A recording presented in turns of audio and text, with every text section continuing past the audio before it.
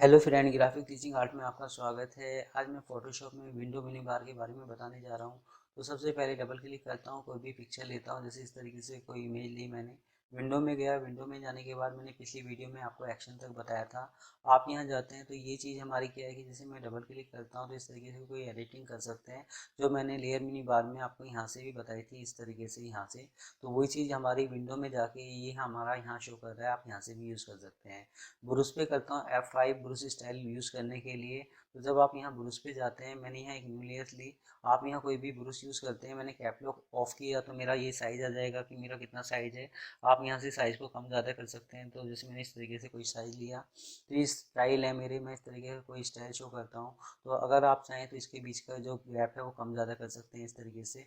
तो ये एक एक करके मैंने आपको, जब ब्रुश स्टाइल था जब बताया था आपका, तो इस तरीके से आप कर सकते हैं कि हमें कौन सा स्टाइल लेना है, कौन सा आप स्टाइल लेना चाहते हैं, जितने गैप के दूरी पे आप इसको देना चाहते हैं, इस तरीके से ये शो करेगा। ऐसा कुछ इफेक्ट आप शो कर सकते हैं, दे सकते हैं।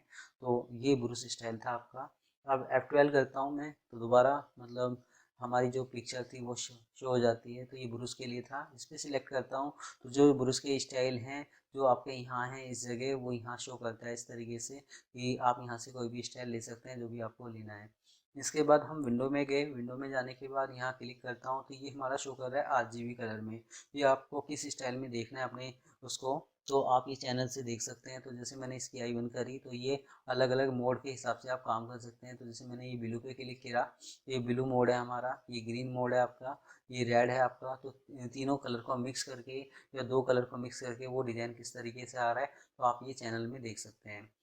इसके बाद विंडो में गए। विंडो में जाने के बाद हमारा यहाँ सिलेक्ट करता हूँ मैं। तो ये मैंने आपको टेक्स्ट में बताया था यहाँ जाके कि आप यहाँ से मतलब जैसे पैराग्राफ के हिसाब से या टेक्स्ट के हिसाब से आप क्या काम करना चाहते हैं। तो जो चीज़ हमारी अंदर थी वही चीज़ ये विंडो में शो कर रहा है यहाँ इस तरीके से।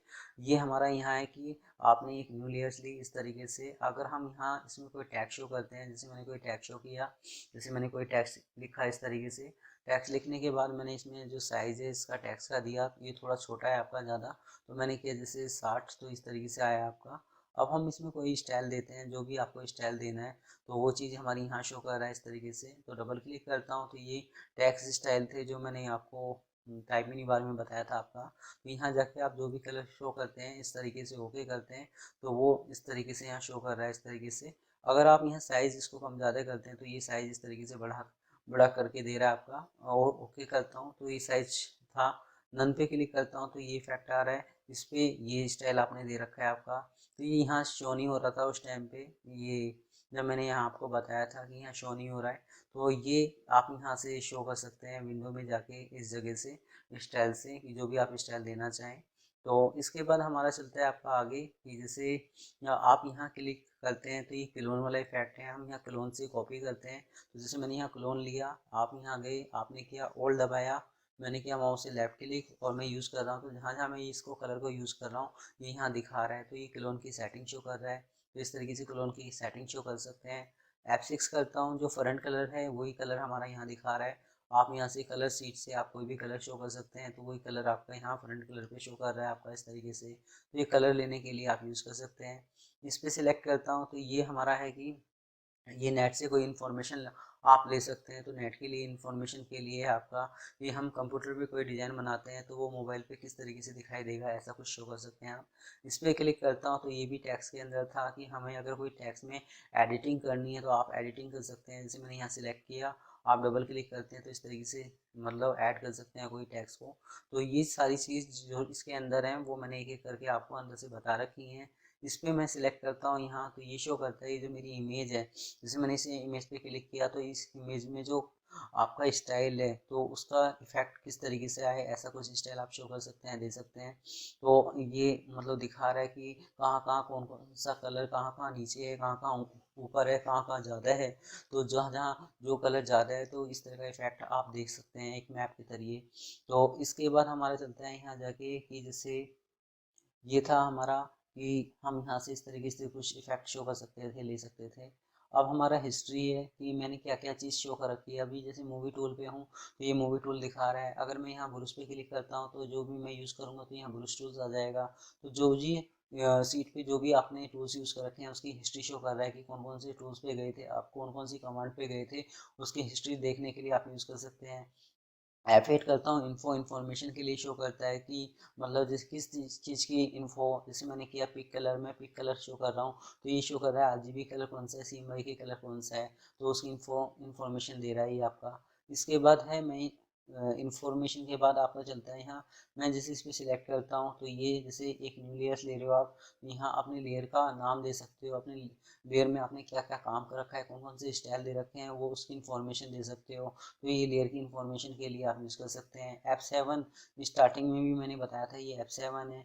आप यहाँ से एक न्यू लेयर्स ले सकते हो, डिलीट कर सकते हो, फोल्डर ले सकते हो, मास्किंग के थ्रू काम कर सकते हो, आप FX के हिसाब से लेयर स्टाइल या लिंक के हिसाब से काम कर सकते हो। तो वही चीज़ आपकी यहाँ से F7 लेने के लिए आपका इस पर सिलेक्ट करता हूँ तो लाइब्रेरी से और भी ज़्यादा यहाँ से नेट से कोई स्टाइल आप लेके आ सकते हैं लाइब्रेरी के थ्रू। इस पर सिलेक्ट करता हूँ तो ये हमारा चलता है। ये मैंने आपको बताया था कि जैसे मैंने किया यहाँ F12, अब मैंने किया यहाँ Ctrl+A Ctrl+C Ctrl+V, copy paste करता हूँ मैं तो लेयर में गया, लेयर वो इमेज में गया, इमेज में जाके मैंने ये चीज़ आपकी यहाँ बताई थी। तो इसके लिए मैंने बताया था Ctrl+A करेंगे आप, Ctrl+C करेंगे तो ये कमांड शो हो जाएगी।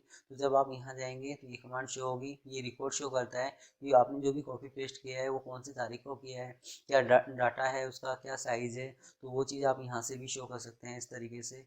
इसके बाद मैं यहाँ सेलेक्ट करता हूँ, अपनी इस इमेज का साइज जूम कर सकते हो, जूम आउट कर सकते हो, इस तरीके से देख सकते हो। तो ये नॉर्मल चीज़ें, ये एक एक करके भी आप यूज़ कर सकते हैं इसका।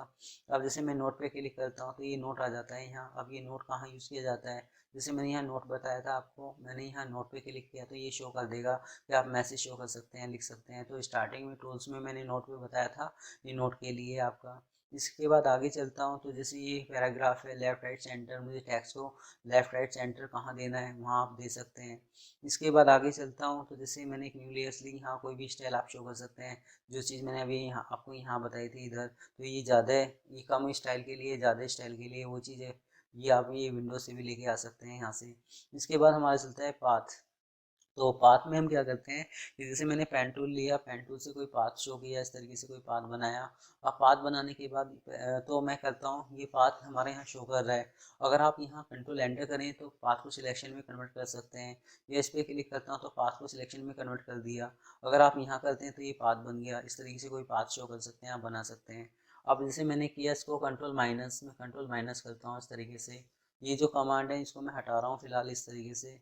हटाने के बाद मैं करता हूँ यहाँ जाके इसको कि जैसे कंट्रोल एंटर, मैंने इसको हटाया इस तरीके से। और ये जो नोट्स मैंने ले रखा है इसको मैं क्लियर करता हूँ। ओके, ये क्लियर हो जाता है आपका।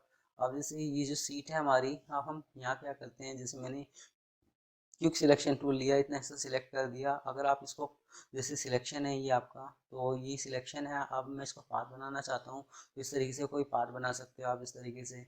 इसका यूज़ कहाँ होता है, एडिट में जाके मैंने बताया था आपको, डिफाइंड कस्टम शेप। आप शेप बनाते हैं तो एक नई शेप बन के आ जाती है, तो जो स्पोर्ट कंपनी है वो ज़्यादा यूज़ करती है इसका। इस तरीके से शेप बन के आपका आ चुकी है। तो किसी एरिया को आप सिलेक्शन में या आप पाथ में चेंज कर सकते हैं इस तरीके से। तो विंडो में जाके ये था हमारा पाथ बनाने के लिए, इस पर सिलेक्ट करता हूँ। ये हमारा शो करता है आपका कि जैसे आप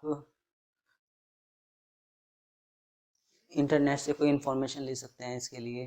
तो विंडो में जाके काफ़ी सारे इस तरीके से इफेक्ट हैं। स्टाइल पे क्लिक करता हूँ, ये स्टाइल आ जाते हैं, जो आप लेयर स्टाइल से भी स्टाइल शो कर सकते हैं। अब इसका स्टाइल आप कहाँ यूज़ कर सकते हैं, जैसे मैंने एक रेक्टेंगल लिया, एक न्यू लेयर ली, होल्ड बैक करता हूँ, Ctrl+D। अगर आप चाहें तो ये स्टाइल टेक्स्ट पे भी दे सकते हैं, ऑब्जेक्ट पे भी दे सकते हैं, इस तरीके से स्टाइल आ रहा है, ऐसा कोई स्टाइल आप शो कर सकते हैं। विंडो में जाके ये स्टाइल के लिए था। स्विच कलर पे क्लिक करता हूँ, स्विच कलर है वो आप स्विच कलर शो कर सकते हैं, दे सकते हैं। कोई company normal RGB CMYK switch colour ये यूज़ करती है आपका इस तरीके से। अब ये टाइमलाइन है, इसका मैं अभी बताऊंगा, इसमें थोड़ा सा मैं नेक्स्ट वीडियो में आपको टाइमलाइन के बारे में बताऊंगा। तो इस टाइमलाइन में क्या है फिलहाल मैं नॉर्मल बता देता हूँ। जब आप टाइमलाइन पे जाते हैं तो ये करता है दो option, create video timeline, create frame animation. आप 2D एनिमेशन बना सकते हैं, आप वीडियो एडिटिंग का काम कर सकते हैं इस तरीके से। तो जैसे मैंने यहाँ इस पर किया क्रिएट फ्रेम एनिमेशन, तो ये मैं नेक्स्ट वीडियो में आपको बताऊंगा पूरा अच्छी तरीके से क्लियर करते हुए। इसके बाद आपका चलता है विंडो में जाके, ये हमारा टाइमलाइन था। टूल पे क्लिक करता हूँ तो ये टूल्स के बारे में शो कर रहा है कि हमारा ये मूवी टूल्स है आपका। मैंने एक न्यू लेयर्स ली, ओके करा इस तरीके से, फिर दोबारा मूवी टूल आ गया आपका। तो जो भी आप टूल्स ले रहे हैं, जैसे मैंने किया यहाँ लेसो टूल्स ओके करता हूँ, तो जो भी टूल्स आपने ले रखा है उसका यहाँ नाम आ जाता है कि कौन सा टूल्स आपने ले रखा है। जैसे मैंने यहाँ किया, यहाँ जाके इसको जैसे स्लाइस, और मैंने फिर एक इस पर क्लिक किया तो उसका नाम आ गया कि आपने कौन सा टूल्स ले रखा है।